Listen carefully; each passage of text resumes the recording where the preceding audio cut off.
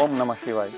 ભગવાન શિવશંકરના પવિત્ર શ્રાવણ માસની અંદર આપણે સૌ શિવશંકરની આરાધના કરી અને ધન્યતા અનુભવીએ છીએ. ત્યારે આપણા મલકની આપણી આ વાતોમાં જાણીતી વાતોની અજાણી માહિતીઓ સાથે ભગવાન શિવશંકરના અનેક જ્યોતિર્લિંગોના આપણે એમની મહાત્મ્યની કથા, એમના દર્શન, એનો લાભ લેવાની એક પ્રયાસ કરી રહ્યા છે. ત્યારે આજે એક એવા જ્યોતિર્લિંગની વાત કરીશું જે જ્યોતિર્લિંગ એક નહીં, એક હોવા છતાં બે છે. એવા ઓમકાર મમલેશ્વર જ્યોતિર્લિંગની વાત આજના આપણા વિડીયો.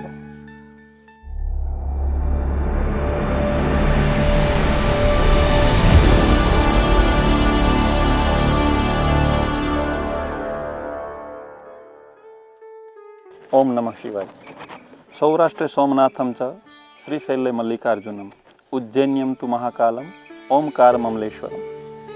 ઉજ્જૈન ક્ષેત્રની અંદર મધ્યપ્રદેશની અંદર ઉજ્જૈન ક્ષેત્રથી થોડે જ દૂર ઓમકાર મમલેશ્વર નામનું જ્યોતિર્લિંગ આવેલું છે.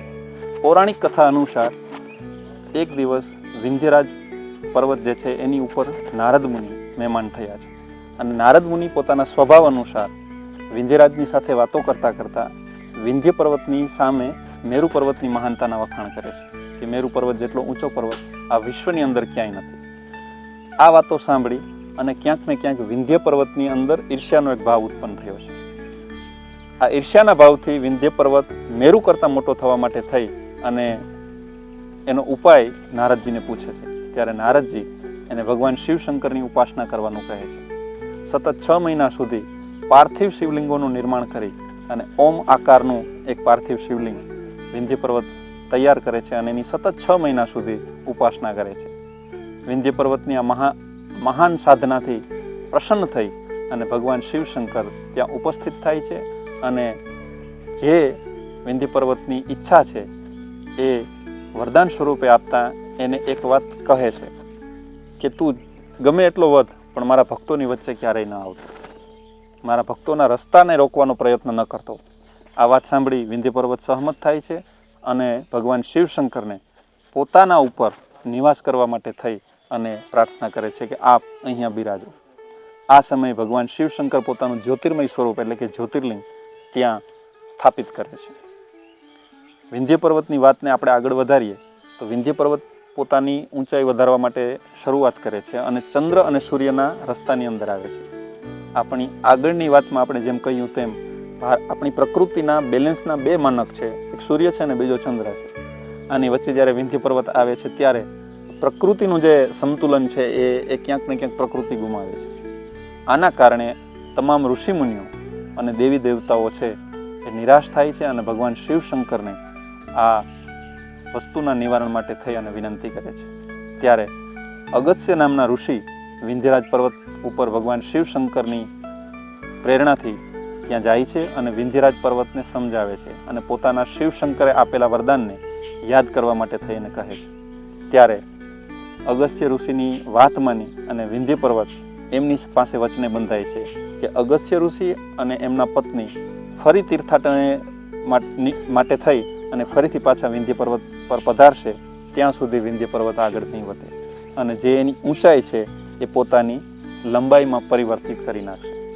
આજે પણ ભારતની સૌથી લાંબી પર્વતમાળા કોઈ હોય તો એ વિંધ્યની પર્વતમાળા છે. આમ અગસ્ત્ય મુનિ વિંધ્યરાજ પાસે આ વરદાન વચન માગી અને ત્યાંથી નીકળી જાય છે અને પછી પોતાનું બાકીનું જીવન છે એ ત્રંબકેશ્વરની અંદર વ્યતીત કરે છે. ફરીથી પાછા ક્યારેય વિંધ્ય પર્વત ઉપર નથી જતા, જેથી કરીને વિંધ્ય પર્વતને આપેલા વચન પ્રમાણે વિંધ્ય પર્વત ફરીથી પોતાની ઊંચાઈ વધારે. પણ અહીંયા જે જાણવા જેવી વાત છે, જે જાણીતી વાતની અજાણી માહિતી છે એ છે કે ઓમકાર મમલેશ્વર એની અંદર જે જ્યોતિર્લિંગ છે એ કયું, ઓમકારેશ્વર કે મમલેશ્વર? આ વિંધ્યાચળ પર્વત ઉપર બે જ્યોતિર્લિંગ થોડા અંતરે આવેલા છે. એક ઓમકારેશ્વર જ્યોતિર્લિંગ છે અને બીજું મમલેશ્વર છે. ઘણા એને અમરેશ્વર કહે છે. આ બંને જ્યોતિર્લિંગમાંથી જ્યોતિર્લિંગ કયું? તો બંને જ્યોતિર્લિંગો એક સમાન છે, બંને જ્યોતિર્લિંગના મહાત્મ્ય એક સમાન છે.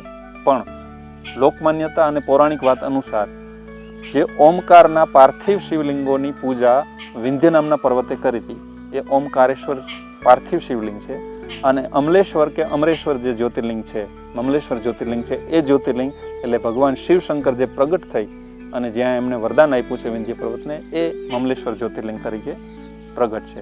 આપ ઓમકારેશ્વરની યાત્રા કરો તો ચોક્કસથી બંને જ્યોતિર્લિંગના દર્શન કરજો અને બંને જ્યોતિર્લિંગના દર્શન કરી અને આપ ધન્યતા અનુભવજો.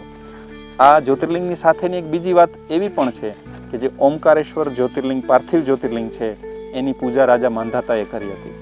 રાજા માંધાતા અને એના 2 દીકરાઓએ પણ આ ઓમકારેશ્વર જ્યોતિર્લિંગની પૂજા કરી અને ભગવાન શિવશંકરનો અનુગ્રહ પ્રાપ્ત કર્યો હતો.